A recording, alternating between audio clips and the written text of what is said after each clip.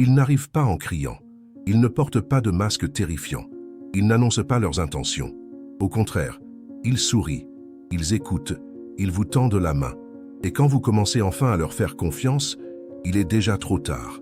Voici une vérité inconfortable.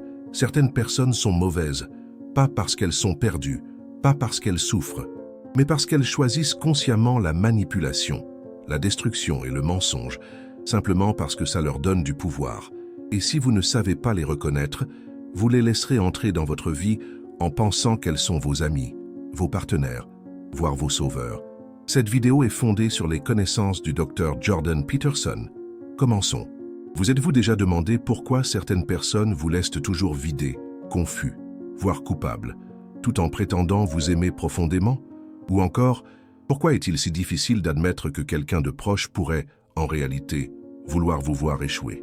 La réponse réside dans une compétence rare mais essentielle, le discernement. Pas le jugement superficiel, mais une conscience aiguë enracinée dans l'observation, l'intuition et la lucidité.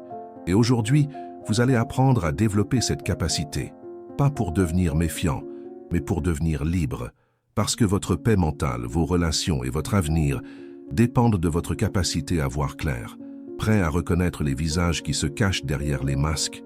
Le prix de l'aveuglement.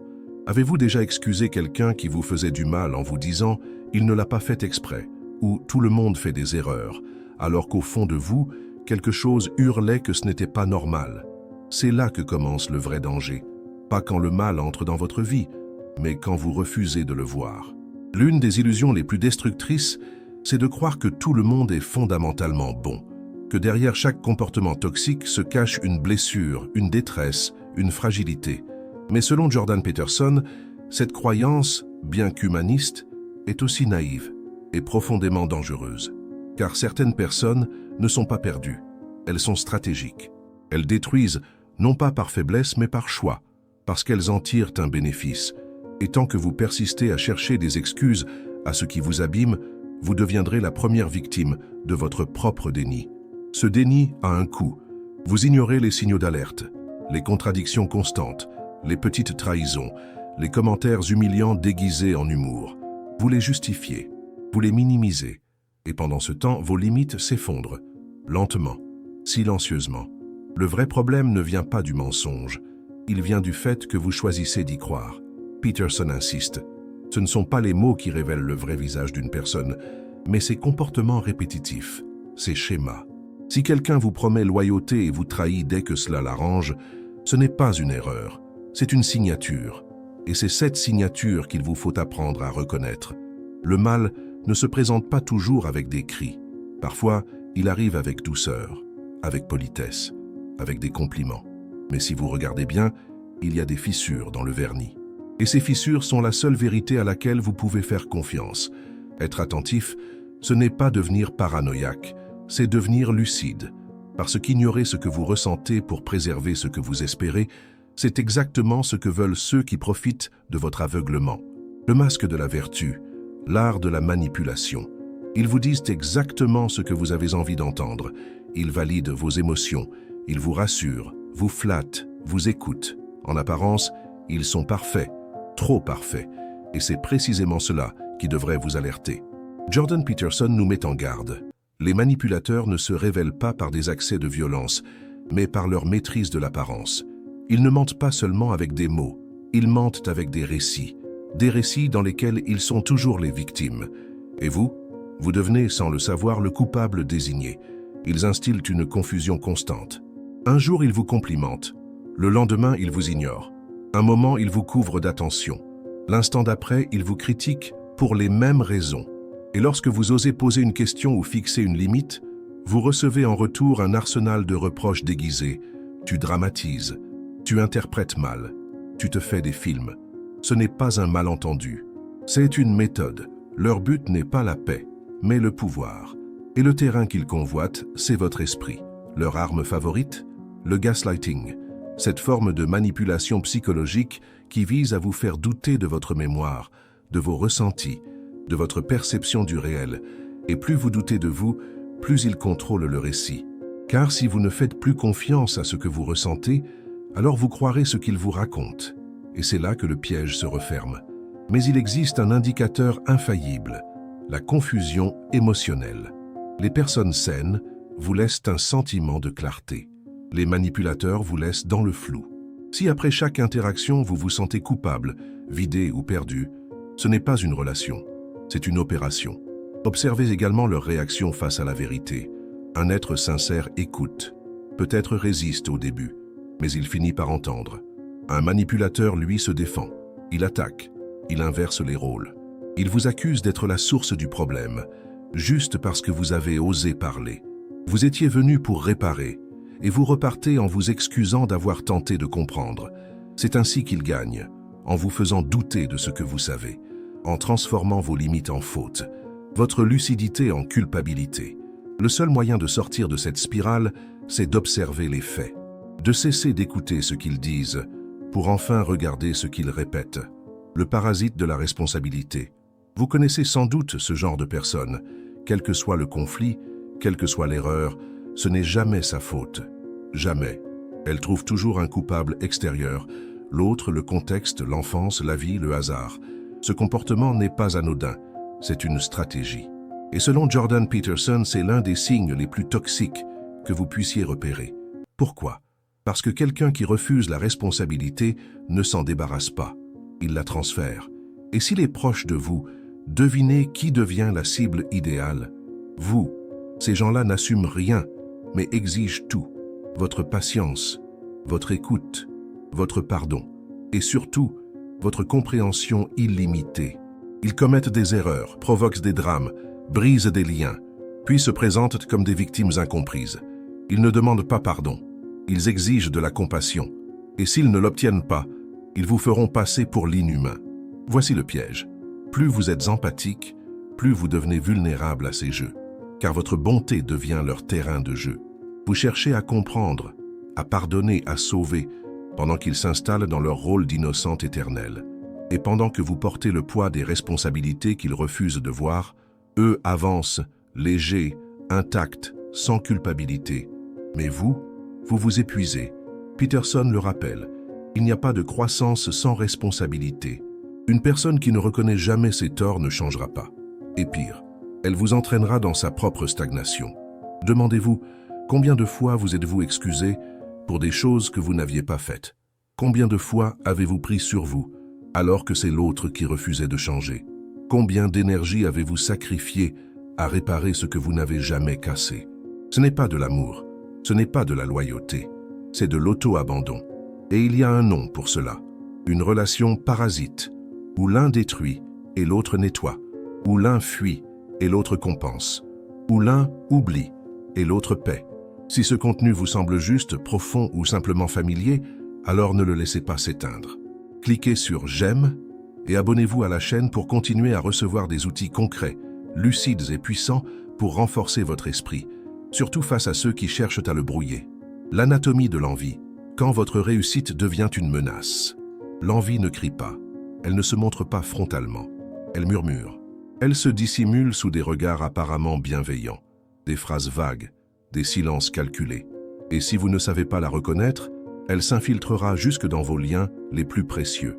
Jordan Peterson nous avertit, l'envie chez les personnes malveillantes n'est pas un sentiment passager, c'est un moteur. Elles ne se contentent pas de vouloir ce que vous avez, elles veulent que vous ne l'ayez plus, parce que votre succès est un miroir, et ce miroir les confronte à ce qu'elles refusent d'affronter, leur propre immobilisme. Elles pourraient s'inspirer de vous, apprendre, se remettre en question. Mais au lieu de ça, elles attaquent, lentement, subtilement, stratégiquement. Vous partagez un projet, elles y répondent par un doute. Vous annoncez une victoire, elles la minimisent. Vous exprimez une joie, elles évoquent un risque. C'est risqué, tu sais. Tu crois vraiment que c'est pour toi? Je veux juste t'éviter une déception. Ce n'est pas du souci, c'est un sabotage maquillé. Le message réel est « Reste à ton niveau, car si tu t'élèves, je devrais faire face à mes propres échecs. » Et souvent, ce poison vient de ceux que vous pensiez être vos alliés. Amis, famille, collègues, des gens qui devraient célébrer vos progrès, mais qui les craignent, parce qu'ils ne supportent pas l'idée que vous sortiez du moule qu'ils n'ont jamais osé briser. Mais l'envie ne s'arrête pas aux paroles. Elle peut devenir acte, discret ou frontal. Certaines personnes disparaissent dès que vous rayonnez. D'autres deviennent froides, ou plus grave encore, elles tentent de vous discréditer, par des critiques voilées, par des omissions, par des jeux d'alliances invisibles, et tout cela en prétendant vous aimer. Mais il y a un second regard à porter, sur vous-même. Avez-vous déjà, même un instant, ressenti de l'envie envers quelqu'un? Si oui, c'est humain. Ce n'est pas une faute, c'est une alerte. Ce que vous en faites est ce qui compte. Vous pouvez l'utiliser comme un poison ou comme un levier. Laissez-la vous montrer où vous n'avancez pas encore. Laissez-la vous enseigner ce que vous pourriez devenir. Parce que ceux qui réussissent ne vous menacent pas. Ils vous réveillent. Et si votre entourage se ferme à votre élan, vous devrez faire un choix. Adapter votre lumière à leur obscurité, ou vous éloigner pour continuer à briller. L'envie ne supporte pas la lumière. Alors, brillez quand même. L'absence d'empathie, le cœur du mal. Il y a des erreurs qu'on pardonne, et il y a des absences qu'on ne peut plus ignorer. L'une des plus destructrices, l'absence totale d'empathie. Jordan Peterson nous alerte. Ce n'est pas la colère qui rend une personne dangereuse, c'est son indifférence, non pas l'explosion, mais le vide. Ces gens-là ne ressentent pas votre douleur, et s'ils la voient, ils l'utilisent, ils s'en nourrissent, parce que votre souffrance leur donne du pouvoir. Elle les place au centre, elle vous rend dépendant, confus, vulnérable. Vous leur dites que quelque chose vous a blessé? Ils ricanent, ils minimisent, ou pire, ils vous font passer pour fou. Tu t'imagines des choses, tu prends tout trop à cœur, tu dramatises, comme toujours. Ce n'est pas de l'incompréhension, c'est du contrôle. Et ce contrôle s'appuie sur une chose, votre doute. Car si vous cessez de croire en la légitimité de vos émotions, ils pourront imposer leur version des faits. Le manipulateur sans empathie ne cherche pas la vérité, il cherche l'avantage, il n'éprouve ni culpabilité ni honte. Il peut mentir, vous trahir, vous isoler, sans jamais se remettre en question. Et s'il s'excuse, ce n'est jamais sincère. C'est une stratégie, une manœuvre pour garder sa place. Pire encore, ces individus savent lire vos besoins, ils identifient vos failles, vos valeurs, vos espoirs, et au lieu de les honorer, ils s'en servent contre vous. Fixer une limite, ils la tournent en dérision. Exprimer une blessure, vous devenez trop fragile. Vous essayez de dialoguer, vous finissez par vous excuser d'avoir osé parler. Et face à la responsabilité, leur réponse est toujours la même. Ils évitent, ils accusent, ils inversent. C'est toi le problème. Tu me fais passer pour un monstre. Tu ne comprends jamais rien. Le lien est clair, pas d'empathie, pas d'évolution. Une personne incapable de se connecter à la souffrance d'autrui ne peut pas grandir. Et si elle refuse aussi toute responsabilité, elle devient un danger, pas toujours spectaculaire, mais profond, invisible, lent et implacable. Si vous attendez qu'elle ressente ce que vous ressentez, vous attendrez toujours, et pendant ce temps, vous vous perdrez. La limite de la tolérance. Quand se protéger devient un acte de force, il y a un moment discret mais décisif où vous comprenez que cette personne ne changera pas parce qu'elle ne le peut, mais parce qu'elle ne le veut pas. Et ce moment vous met face à un choix. Continuer à espérer ou choisir de vous libérer. Jordan Peterson le dit sans détour. Certaines personnes ne sont pas là pour être sauvées. Elles sont là pour vous enseigner vos propres limites. Et plus vous vous acharnez à les aider, plus vous vous abandonnez.